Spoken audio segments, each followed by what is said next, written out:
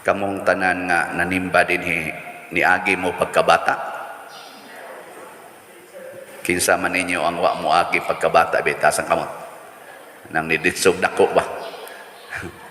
So niagi gid ay tang tanan nga mga tag-iya tas langit, no? Kana bang ang mga bata kuno matud pa ni Kristo mo'y tag-iya sa langit. So kitang tanan niagi tag stage sa atong kinabuhi nga kitay tag-iya sa langit. Pero kumusta naman karon? Tag-iya pa mo sa langit? Ha?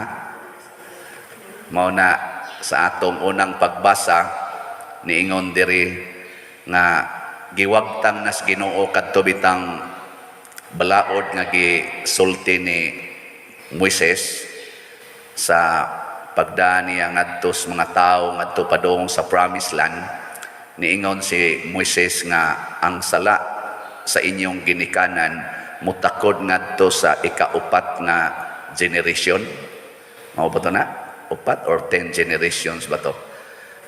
Giwagtang na. Nya mao to ang mga Israelita nagsigig ingon nga ang mga ginikanan mo'y nikaog aslom pero ang gingiluhan sa ngipon ang mga anak. Pasabot ang sala sa ginikanan mutakod gid nas mga anak. Giwagtang na pinaagi sa bag-ong sana kanang bag-ong pamaagi sa paghukom. Si propeta Ezekiel maoy nagsulti. Unsa may gisulti nas Ginoo? Kato bang unang pagbasa nato ba? Ezekiel chapter 18. Unsa may gisulti? Wa mo na minaw no? Mao na. Giwagtang na nas Ginoo ingon diri ang ingon ang Ginoo, ako mong hukman sumala sa inyong tagsa-tagsa kabinuhatan. Kung ang amahan kuno nagbuhat og dautan, pero ang anak may desisyon nga magbuhat og maayo, likayan niya ang mga sala. Ang mamatay kadto rang nakasa ang iyang papa o ang iyang mama, pero dili na maapil ang nagbuhat og maayo. Mo na gisulti niya dire. Pero kung buutan kaayo ang amahan o ang ginikanan, pero naa kuno siya anak nga mamumuno niya magsigi og himog sala, apatay ginang anaka. Mao na siya. So sa una kadtong nagsagunson pa ang mga dimalas, ingnon tabang dimalas ka to, paralyzed akong papa, nabungkag akong balay sa bagyong Ruping 1989, akong papa na paralyzed. 1990 bungkag akong balay sa bagyong Ruping. Pagka 1992 ako nasang maguwang laki na paralyzed na po kay nahug sa among pantawan, bali ang spinal. Ingnan dayon ko sa usa sa mga kailan ako simbahan nga kinahanglan ka ani Brad og healing the family tree, kay ang mga daotang binuhatan sa imong katigulangan sa una ni agi pahamtang nimo karon sa inyong pamilya. Mao to siyam ka Domingo pamisa para sa healing the family tree. Ana wa man namatay manos papa. Nako adi na lang ko anang healing the family tree. Nya ang akong giingon sa Ginoo, Lord, kung tinuod man na nga kining maong mga butang nga dili kay nindot buhat ni or epekto ni mga sala sa akong katigulangan, nya tuan na ron sila sa impierno, ibutang talang og imo kong gisilutan dawaton ko ni bahala nag-imo kong ibutang sa impierno basta higugmaon tagyud ka. Karon wa naman sad to kuan, wa naman to madayon, buhi pa man akong maguwang, nahimo sa kong pare. Karon hinoon murag arang-arang na gyud kahimtang Ana. Nga naman, tungod kay ang pagbuhat og maayo, wa mag-agad, labi na gyud dagko na ta, wa mag-agad sa binuhatan sa atong ginikanan or silingan. Pero pwede ma-influensya ta. Ma-influensyahan ba? Mao na ato na ng challenge ang paghunong sa influence. Unsa may influence? Kanang batasan.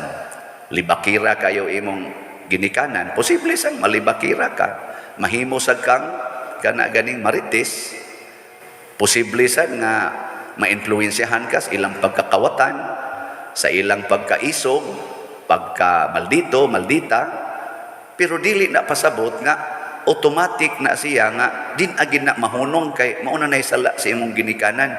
Mao na punto diri sa Ginoo sa unang pagbasa.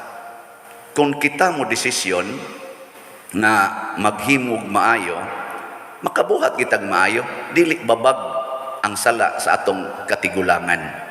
Ug mauna sa atong tubag sa Salmo, niingon ta, gamaa ang usa ka malinis nga kasing-kasing dinhi kanako o Dios.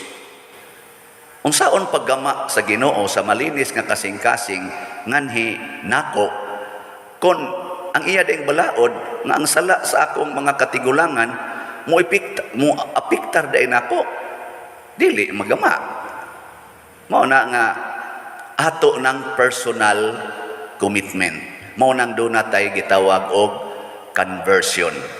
Unsaon man pag-convert ang tao, ibalik siya sa pagkabata. Mao na ingos Kristo, dili gani mo mahisama sa gagmayng bata, dili gyud mo makasud sa ging harias langit. Ibalik siya sa pagkagamay bata. Ngahilingi na imong tupad. Ing na mamalik tas pagkabata na. Ing na. Ing na mamalik tas pagkabata. Dili nang kanang batasan nga mura nagway buot. Kana bang pagkabata. Kung sa may kinaiya sa bata nga mo'y hinungdan nga makatag-iya gid silang langit, ang bata musunod gid na og unsay isulti sa ginikanan. Mao ginay first nga kinaiyas bata. Ang bata di gid na masinupakon. Gawas lang kung ma-influensyahan na siya magtubo, ma-influensyahan na musupak-supak na pero originally gyud ang bata musunod gid na unsay isultis ginikanan. Una ang punto, musunod ta unsay gisultis Ginoo. Panalitan na akay ginikanan nga napriso kay nakapatay. Unsa may imong buhaton isip anak? Imong sundon na mupatay sa ka? Dili oy, kasagaran naton di ko mosunod ni papa oy kay mamumuno man to. Nya unsa may buhaton nimo para di ka mahimong mamumuno? Ang praktison ang pagpasaylo, ang pag-antos, ang pagdawat. Nya ang imong ginikanan nahimong mamumuno kay di gid to mosimba, di gid to magrosaryo. Magrosaryo na ka. Ana. Nya ron kun asawa ka, nya imong bana tuanas iyang kabit gapuyo. Unsa may imong buhaton? Unsa may sugo sa Ginoo na? Ingon Ginoo pasaylo ka og kapituan kapito. Ayaw kalaguti. Higugma lang siya, iapil ang iyang kabit og higugma. Makahimo ka na dili. Makahimo kun imong buhaton. Ngano di man kahimo? Pero kung magpada ka ng imong kinaiya, nga muro kanuhay ka o kanang dili bata, maghimo mo, insist yung kas imong gusto, napatay ka diha. Maimpirno yung ka, mamatay gid ang imong kalag. Aw na nga, ang mahal nga Birhen Maria, iyang gipakita nga ang iyang palibot, ang palibot nila, pulos-pulos mga dautan. Gisayunan ka anak, ang iyang anak gibitay sa krus nga way sa. Pero unsa may gipakita sa mahal nga Birhen Maria, dili siya magpa-influensya. naminaw siya sa Ginoo. Hasta sa Kristo, wa sad magpa-influensya. Wa gyud sila masuko sa nagpaantos niya ug nagpatay niya. Makahimo ba ta ana? Dili. Oy, tubag. Sige, pangutana na imong tupad din. Kahimo ka na. Yung nakahimo ka. Moingon ka siya, dili. Na, impiernohon na. Nagpadala na siya sa iyang tawhanon nga kinaiya. Makahimo ta. Nga naman, ang Ginoo maoy mugama nato og malinis nga kasing-kasing. Ang ato lang buhaton, musunod lang ta niya. Pila ra may pagsunod. Ganang pag-ingon higugmay mong kaaway. Ako bitaw, kadaghan naman ko kasuway nga naagi palaaway kaayo. May nagudunta kayong isukol, may nasang i-insist unta sa akong authority, isip pare. Pero mo desisyon gyud ko in my heart, Lord, sundon ti ka. Tudloi ko unsaon paghigugma aning animala ni. Ana. Kay mura na mag-animal, di naman mutahod og pare. Ana, perti naman kusugang mo daot pare. Ana, mo na ingon ko nga unsaon ako ni siya paghigugma. Tudluan raman sa kus Ginoo. Unya ang resulta, ana magka usarasad. Naram day na. Pero nagpadapa ko, na guba ang relasyon. Unya, unsa may tan-aw nako diha, kada nako buhat ana nga kutob sa mahimo, maningkamot jud ko nga makasud og langit. Kay niagi baya ko pagkatag-iya sa langit, kalisod na hinuon nga ma-forfeit ang akong right to be one of the heirs of the kingdom of heaven. Usa sa mga sumusunod sa gingharias langit, niagi ko ana nga stage, labi na gyud pagkahumag bunyag nako. Kamusad pagkahuman ninyo bunyag, tag-iya na mo sa langit. Unya lisod kaayog atong ihatag ngadto sa yawa ang atong kinabuhi nga para naman is langit. Muna balik sa pagkabata, balik sa pagpaminaw sa sugo sa Ginoo, balik sa pagsunod sa sugo sa Ginoo. Bahala nagmag-antos ta, maghilak ta, or mamatay ta, sama sa mahal nga Birhen Maria nga porting hilak, sama ni Kristo nga namatay gyud. Og ato man ang agian, sama nilang Pedro Calungsod, San Lorenzo Ruiz. So be it. Pero ang importante, makasud tag langit. Nabitay ni ingon nako, Pader, angayan ba ning antuso nako ang akong puyo-puyo? Punaya naman kong kulata. Angayan ba nin akong antuson? Kamo, o kamo'y pangutanon ato. Iyang puyo-puyo, angayang antuson? Mambot lang ninyo. Kamu man ko magpuyo-puyo. ako din siyang giingnan. Ang pagpuyo-puyo, sala na nadaan. Padung nakaanas impierno. Kanya kung mag-antos ka, mura kag nag-antos padung sa impierno. Mas maayo pag mag-antos ka padung sa langit.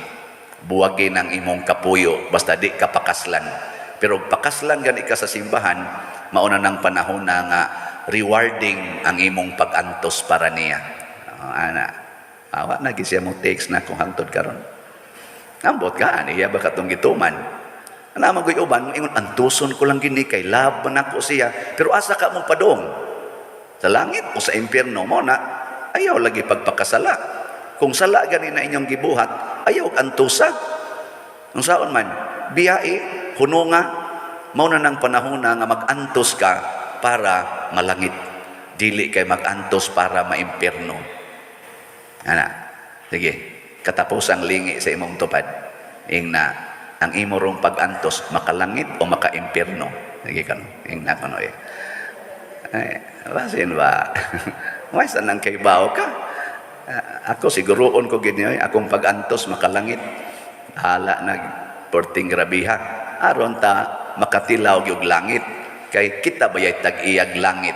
Ana, niagi biyata ana. So muna, ato na siyang paningkamutan o sa tanang panahon, sundo nato ang Ginoo. Mao na nga kining atong sigig pamaligyag slat dinhi, opportunity ginis pagpaminaw Ginoo. No? Na magiuban mo palingog-lingog lang pero na sa uban mo palit yun. O na gahapon ang atong halin niabot nag 1,777. Dako na. Pakpak. Salamat sa nagpatalinghog ug naapay daghang slots na hibilin 53,223. Kani basin pag naidaghang mo patalinghog ani kaysa mag-antos mog tigom anang kwarta para las kalibutan, may pag inyo ng hotdog palit or ipalit na ninyo mga butang nga makapalangit labi na giod sa pagtabang sa simbahan o pagtabang sa nagkalisod ninyong mga silingan. Manindog ta.